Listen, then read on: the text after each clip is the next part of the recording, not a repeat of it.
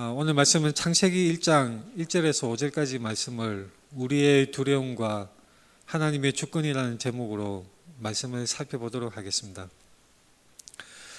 창세기 1장 1절에서 5절까지 말씀을 우리가 교대로 읽도록 하겠습니다. 태초에 하나님이 천지를 창조하시니라.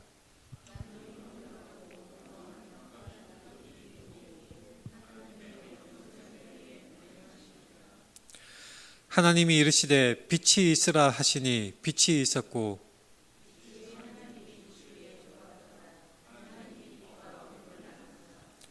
같이 읽겠습니다. 하나님이 빛을 낮이라 부르시고 어둠을 밤이라 부르시니라. 저녁이 되고 아침이 되니 이는 첫째 날이니라. 아멘. 우리 송구 영신 예배에서도 같이 인사했지만 우리 앞뒤 좌우 돌아보면서 반갑게 인사하겠습니다. 새해 복 많이 받으십시오. 새해 복 많이 받으십시오. 사실 이 연말 연시라는 것은 사람이 그냥 때를 나누어 놓은 것이죠. 그러나 그것에 그 때에 의미를 부여하는 것은 그저 사람의 어떤 문화나 간섭이라기보다 그것을 통해서 우리가 어떤 삶의 매듭을 짓고 새로운 출발을 다시 다짐하고자 하는 그런 면에서 의미가 크다고 할 수가 있겠습니다. 오늘은 새해 첫날이어서 또한 성경 읽기표 진도에 따라서 창세기 1장 말씀을 본문으로 정했습니다. 창세기 말씀은 아는 사람은 아시겠지만 고대 근동 지역에 내려오는 여러 가지 신화 이야기들과 유사한 면이 있습니다. 수메르 신화, 길가메시, 아카드의 아트라하시스 이런 신화 이야기와 상당 부분 유사한 부분이 있습니다. 그리고 노아의 대홍수 그 이야기도 다른 신화 속에 여러 세계 곳곳에 대홍수의 그런 이야기들이 전해져 내려오고 있는 것입니다. 어떤 사람들은 창세기가 그저 그런 신화 중에 한 이야기라고 치부하고 하나님의 말씀이 아니라고 생각을 해버립니다. 그러나 우리는 창세기 말씀을 하나님의 말씀이라는 것, 모세오경 중에 첫 번째 책이고 바로 하나님의 구속사를 선명하게 나타내는 바로 첫 출발로 분명하게 제시된 하나님의 말씀으로 우리는 믿고 받아들이는 것입니다. 우리 모두는 창세기를 굉장히 많이 읽죠. 왜냐하면 성경 읽도 결심을 하면 계속 창세기부터 다시 시작하기 때문에 창세기를 많이 읽는 것입니다. 그러나 창세기를 제대로 해석하기는 굉장히 어렵습니다. 예를 들면 존 월튼 같은 신학자분들은 이 고대 근동의 신화 속에서 공통되는 부분들과 창세기를 비교하여서 여러 가지 성경적인 해석을 시도하는 그런 것을 볼 수가 있습니다. 예전에 우리나라에 오셨을 때 제가 거기 심포지엄에도 참여해서 같이 강의를 들은 적이 있습니다. 근데 그때 들으면서 느꼈던 생각이 정말로 창세기는 어려운 책이구나. 자칫 잘못 해석을 하면 전혀 엉뚱한 성경의 관계가 없는, 성경의 맥락과 관계가 없는 엉뚱한 이야기로 빠질 수가 있고 성경이 나타내고자 하는 초점에서 벗어나기 쉬운 것이 바로 창세기라고 할 수가 있습니다. 수메르 신화의 에리두 이야기나 길가메시 서사시 여러 신화들 이야기에서 창세기에 나타나 있는 그런 내용들이 일부분씩 발견할 수가 있는데 저는 이렇게 생각합니다. 모든 고대 세계가 공통적으로 공유하는 조상들로부터 전해져 내려오는 구전으로 전해져 내려오는 그 이야기들이 조금씩 변형이 되어서 아마도 각 지역의 신화 속의 이야기로 전해졌을 것이라고 생각을 합니다.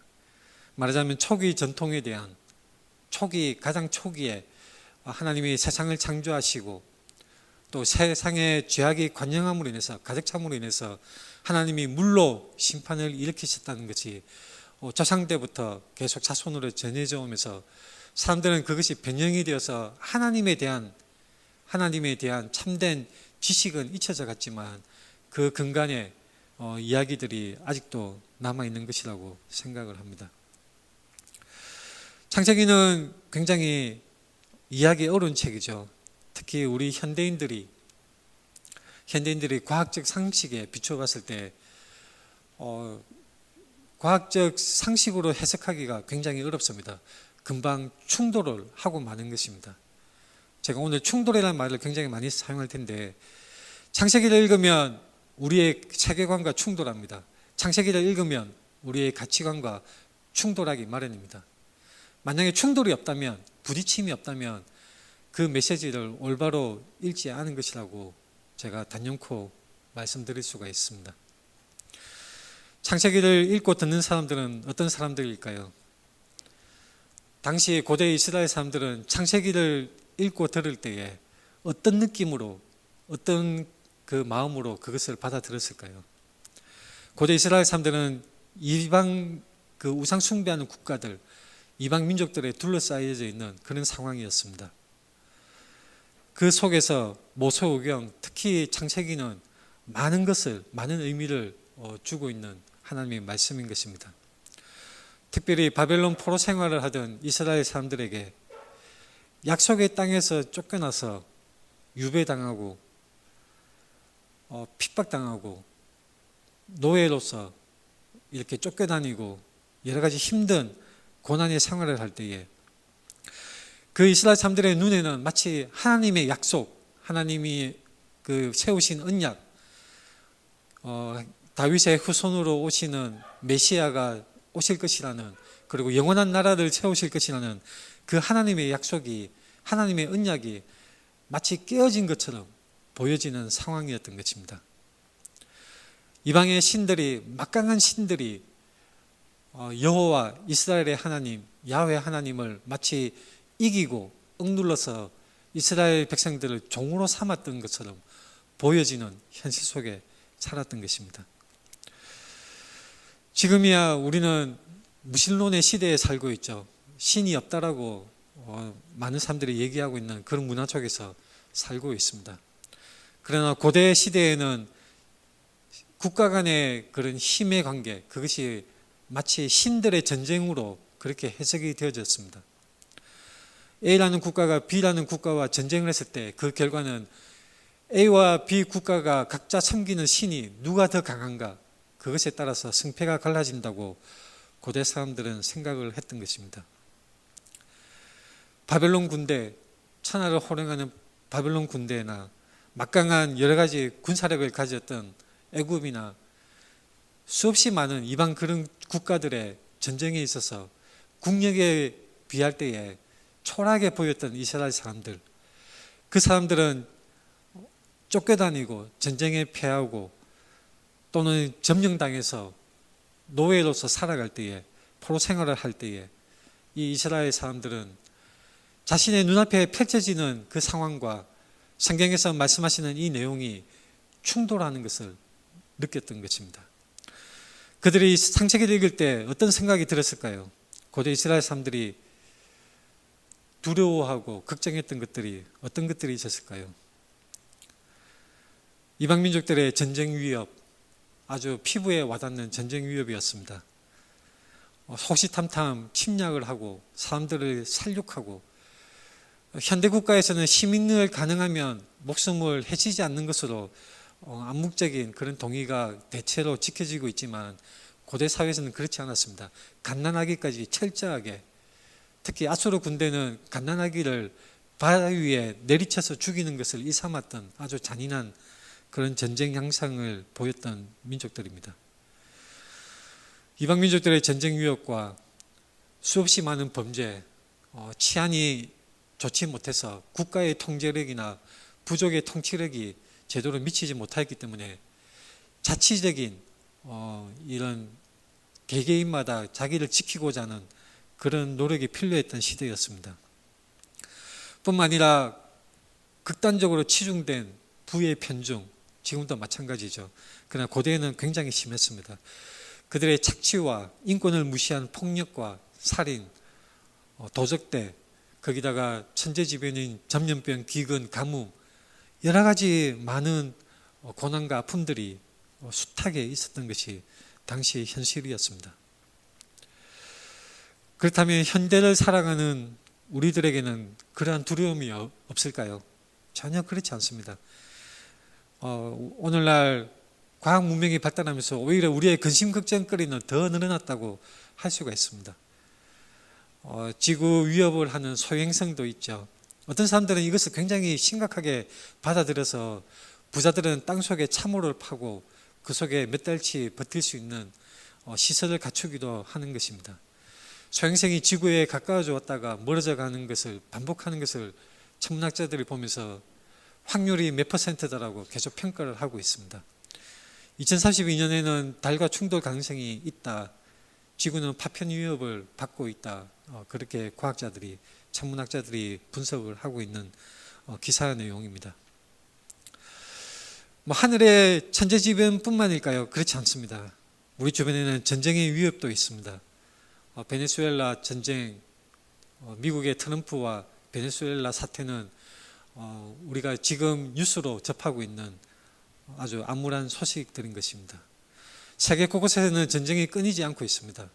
인류의 역사가 발달하면서 전쟁이 마치 없어질 것처럼 생각이 되었지만 인류의 그 본성 속에 숨어있는 잔악한 죄성, 이 죄악의 본성은 결코 사라지지 않고 계속되고 더 잔인함이 극을 더해가는 그러한 시대를 살고 있습니다. 멀리 하늘의 천재지변이나 지진, 가뭄, 해일이나 쓰나미 이런 것뿐만 아니라 전쟁 소식도 있고 가까이는 또 어떤 것이 있습니까? 물론 유럽 전쟁 소식도 있죠. 인간의 도덕성이 역사가 흐를수록 발전하는가?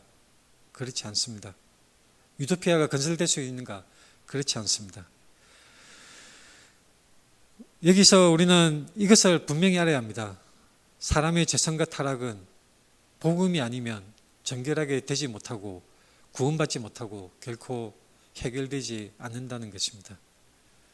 아무리 인류 문명이 발달하고 과학이 발달한다 한들 사람의 죄성은 하나님 없이는 해결되지 않습니다.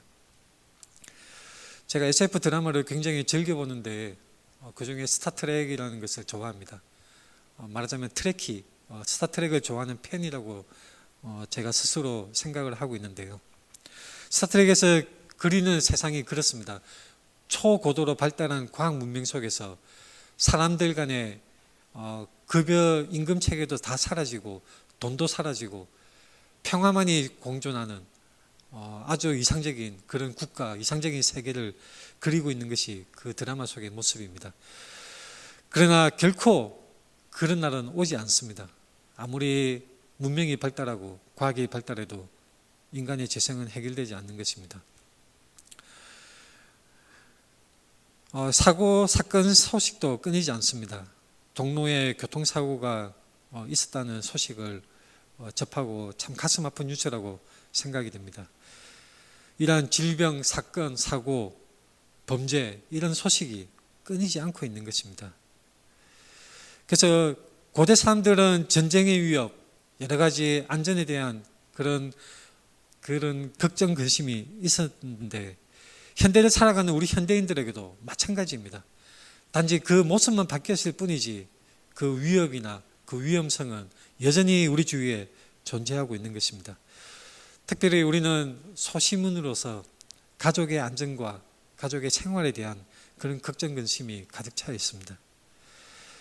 특히 부모된 자들, 우리 부모된 자들은 자녀들에 대한 안전과 바른 생활에 대한 근심, 걱정이 끊임이 없는 것이죠.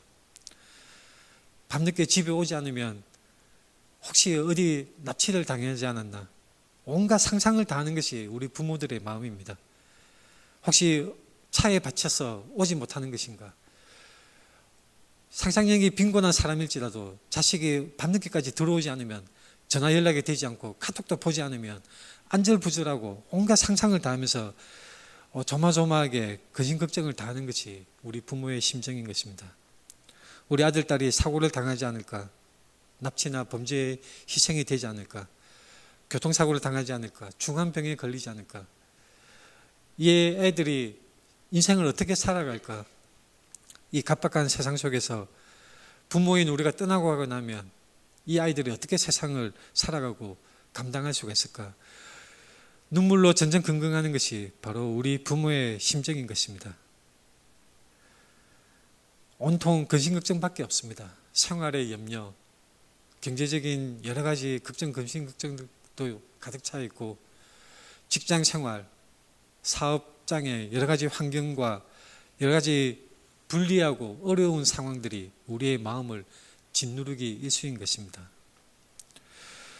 구체적인 두려움의 내용은 다를지라도 고대 이스라엘 백성들이나 현대를 살아가는 우리들이나 이러한 생활의 염려, 근심, 걱정은 동일하다고 할 수가 있습니다. 이스라엘 백성들의 상황과 현대를 살아가는 우리의 상황, 위험의 종류나 그 크기가 비록 고대 이스라엘에 처했던 그 상황은 훨씬 더 크고 우리와 비교할 수 없을 만치 잔인한 상황에 처해져 있었지만, 그러나 사람이 살아가는데 필요한 기본적인 안전, 건강, 번영 등의 욕구와 근심, 걱정은 그런 것들은 그 사람들이나 우리들이나 매 한 가지 동일한 것입니다. 우리는 어떻게 세상을 살아가야 할까요?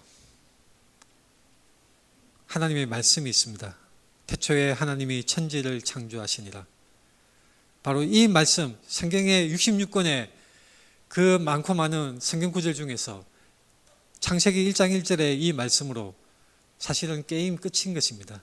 이 말씀 한 구절에 모든 상황이 정리될 수가 있습니다. 태초에 하나님이 천지를 창조하시니라. 이 천지는 온 우주를 가리키는 것입니다. 혼돈과 무의 세계에서 아무것도 없는 상태에서 창조주 하나님께서 우주 만물, 천지 모든 것을 다 창조를 하신 것입니다. 어떻게 창조하셨습니까? 말씀만으로 혼돈의 질서를 부여하시고 세상을 창조하시는 하나님의 창조 이야기가 바로 이 창세기 첫 부분에 말씀하고 있는 내용입니다. 이 이야기가 당시 고대 이스라엘의 포로 생활을 하던 사람들에게는 어떻게 들렸을까요? 비참한 현실 속에 괴로울수록, 쓰라린 그 어려운 환경 속에일수록 오히려 하나님의 말씀은 선명하게 들립니다. 탕자가 아버지를 떠나서 흥청망청 놀 때는 몰랐지만 먹을 것이 떨어져서 돼지가 먹는 쥐염 열매로 허기를 채우고자 할 때에 그 탕자는 자기 아버지를 생각하게 됩니다. 비참한 현실을 맞닥뜨리고 나면, 엄청난 고난에 마주치고 나면 사람은 누구나 절대자 하나님을 찾기 마련인 것입니다. 고대 이스라엘 사람들은 너무나 어려운 환경 속에서 이 창세기 1장 1절 말씀에 큰 위안을 받았음에 틀림없습니다. 지금 우리 현대인에게는 어떻습니까?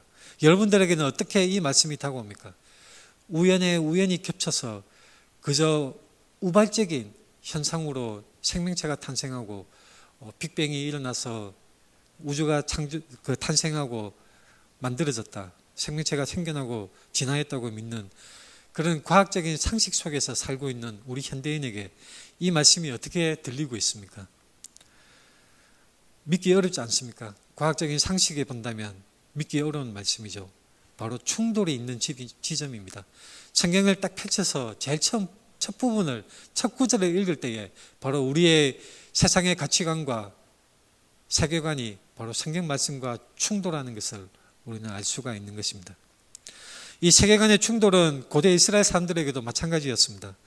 고대 사회는 국제정세와 전쟁의 결과는 신들의 전쟁이라 여겼는데 사람들에게 있어서 그것이 하나의 상식이었습니다. 그래서 이스라엘 자기 백성들이 처참하게 발리고 져서 노예 생활을 하고 포로 생활을 하고 볼모가 되는 그 상황 속에서 이 사람들이, 이방 국가들이 주장하는 자기 신들이 더 위대하고 자기 신들이 더 센 신이라는 것에 이 사람들의 가치관도 어느덧 스며들게 되었던 것입니다.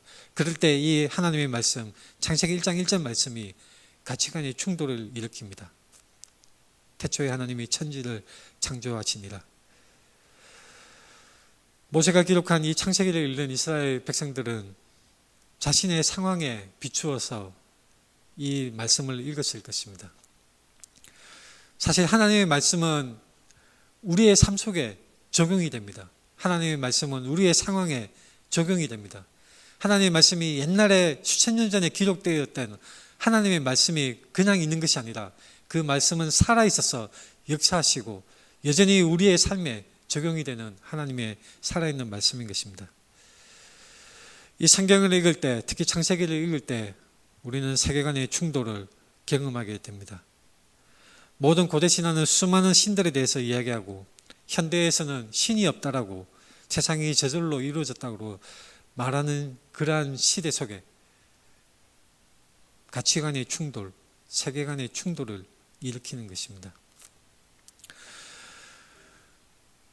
제가 창세기에 관한 그리고 진화론과 이 창조론에 관한 여러 가지 많은 책들을 읽었습니다. 굉장히 관심이 많았기에 존 월튼의 심포지엄에도 제가 찾아가서 강의를 듣고 많은 관심을 가졌던 적이 있습니다. 과학자이면서도 그리스도인이 될 수가 있을까요? 될 수가 있습니다. 근데 창세기에서 말씀하는 창조와 과학자들이 얘기하는 진화론이나 저절로 이루어진 여러 가지 천문학적인 이야기들 어떻게 조화를 시킬 것인가, 이 스펙트럼이 굉장히 넓습니다.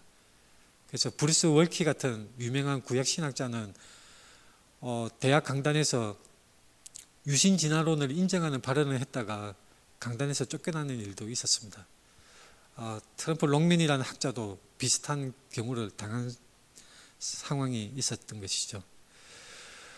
저는 이 설교자로서 하나님의 말씀이 진리라는 것을 분명히 선포합니다. 여러분들도 그것을 하나님의 말씀이라는 것을 받아들이셔야 합니다. 그러나 이것이 우리의 과학적 상식과 어떻게 조화되고 과학적인 용어로 어떻게 설명이 될 수 있는지는 저는 모르겠습니다.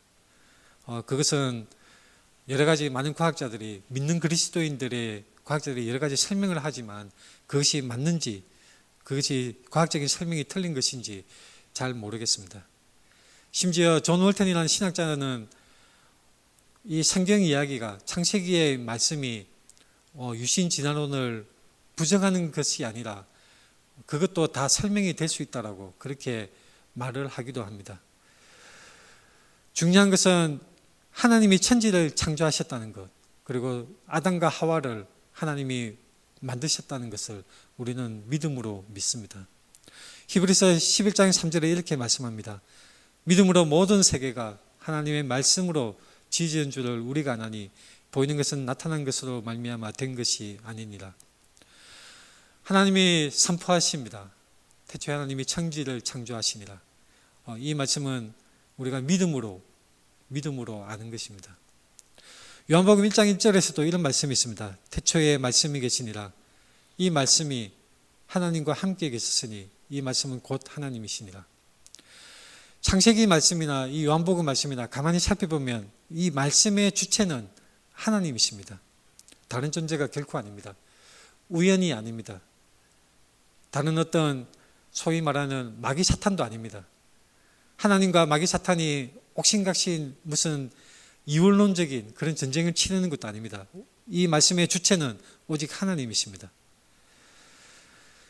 창세기 1장 16절에 이런 말씀이 있죠. 하나님이 두 큰 광명체를 만드사 큰 광명체로 낮을 주관하게 하시고 작은 광명체로 밤을 주관하게 하시며 또 별들을 만드시고 하나님이 그것들을 하늘의 궁창에 두어 땅을 비추게 하시며 낮과 밤을 주관하게 하시고 빛과 어둠을 나누게 하시니 하나님이 보시기에 좋았더라. 우리 하나님이 세상을 창조하셨습니다.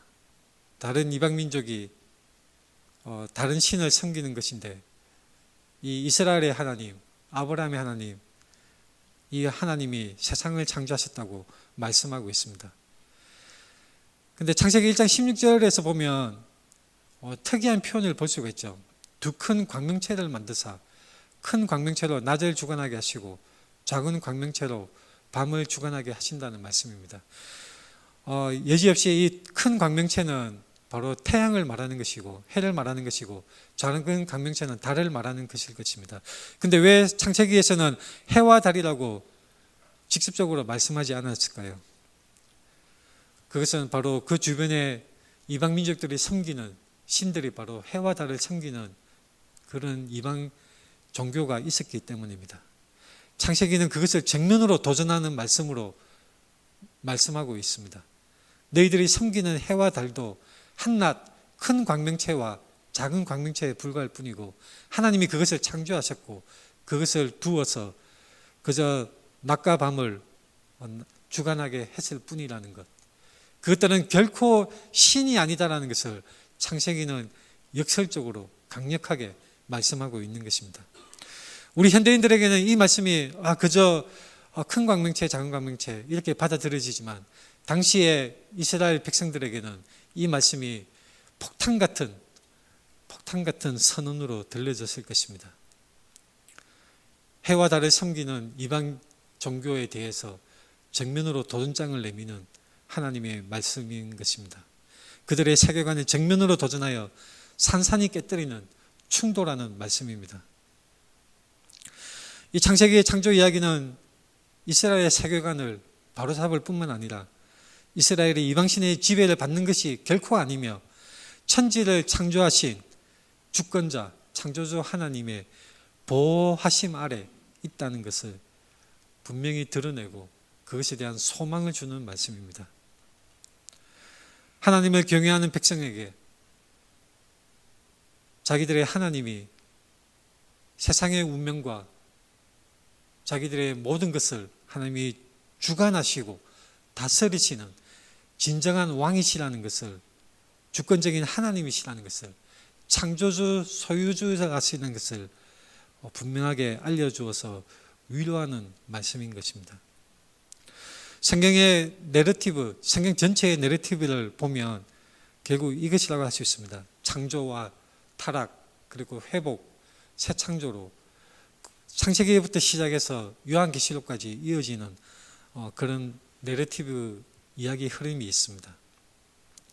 아담과 하와의 반역으로 인류는 에덴에서 쫓겨났지요.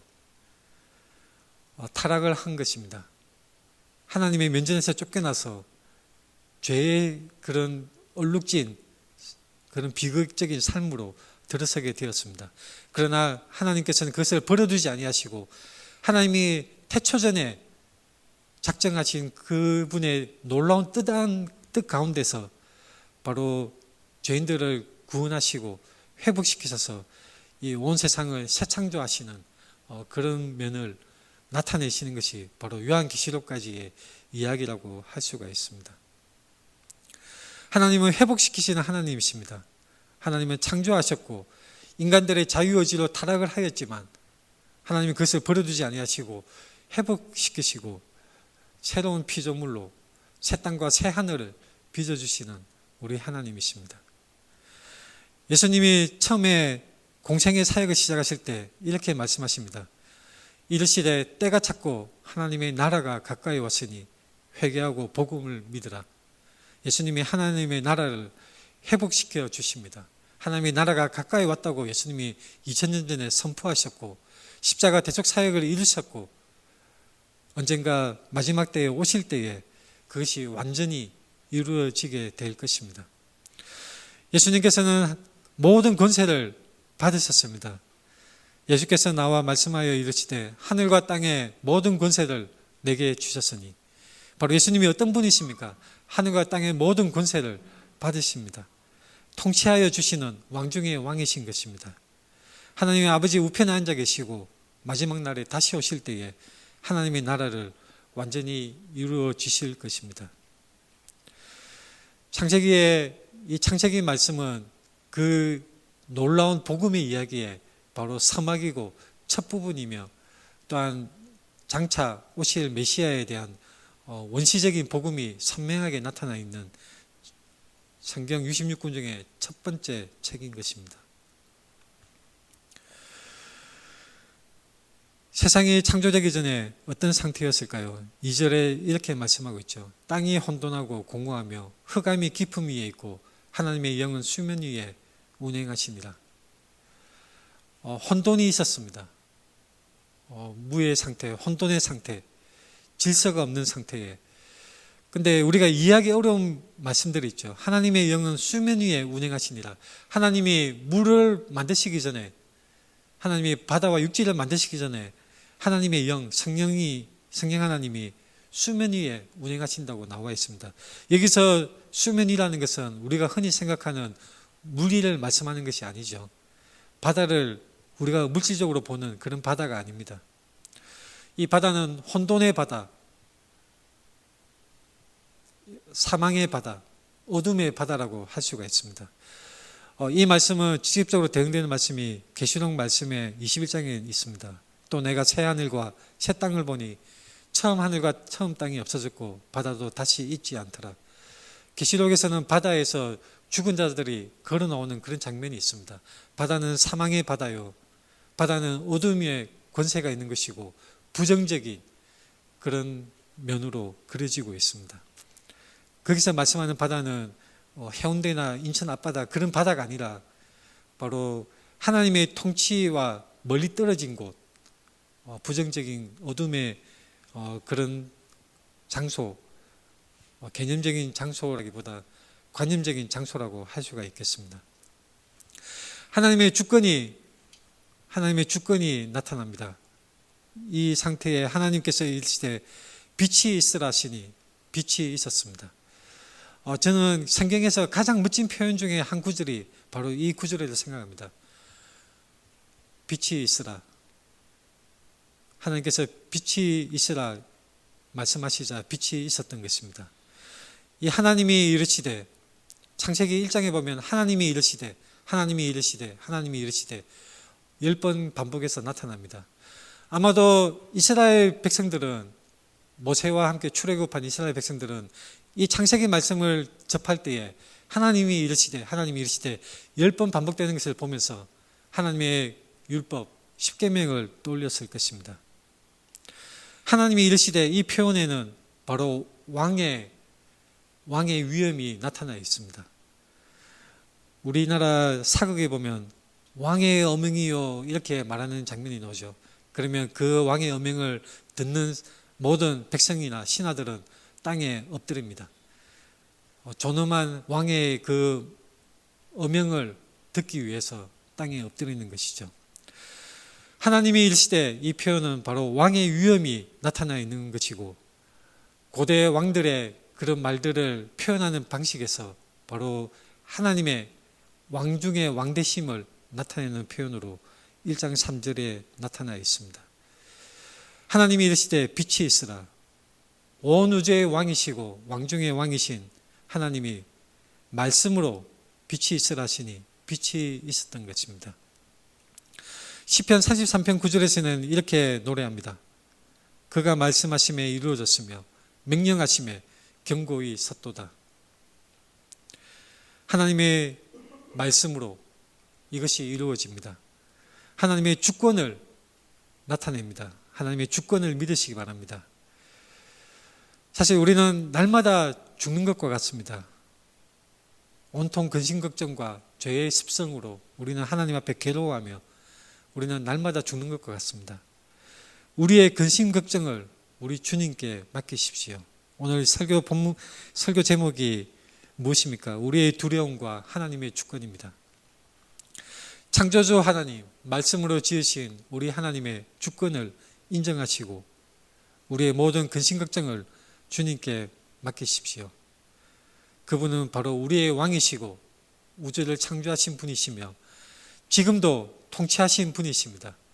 비록 우리의 삶 속에 일어나는 일들을 우리가 이해할 수는 없으나 하나님의 강력한 손길로 우리를 붙들어주고 계시는 것입니다. 고린도후서 4장 8절에서 10절 말씀을 같이 읽음으로 오늘 말씀을 맺고자 합니다. 고린도후서 4장 8절에서 10절 말씀을 같이 읽겠습니다. 우리가 사방으로 우겨싸움을 당하여도 쌓이지 아니하며 답답한 일을 당하여도 낙심하지 아니하며 박해를 받아도 버림받지 아니하며 거꾸로 뜨림을 당하여도 망하지 아니하고 우리가 항상 예수의 죽음을 몸에 짊어짐은 예수의 생명이 또한 우리 몸에 나타나게 하려 합니다. 아멘. 우리가 사망의 음침한 골짜기를 다닐지라도 어떤 상황에 처해질지라도 우리는 결코 망하지 않습니다. 하나님께서 온 우주의 주권을 가지신 우리 하나님께서 우리를 붙들어 주시기 때문입니다. 기도하겠습니다.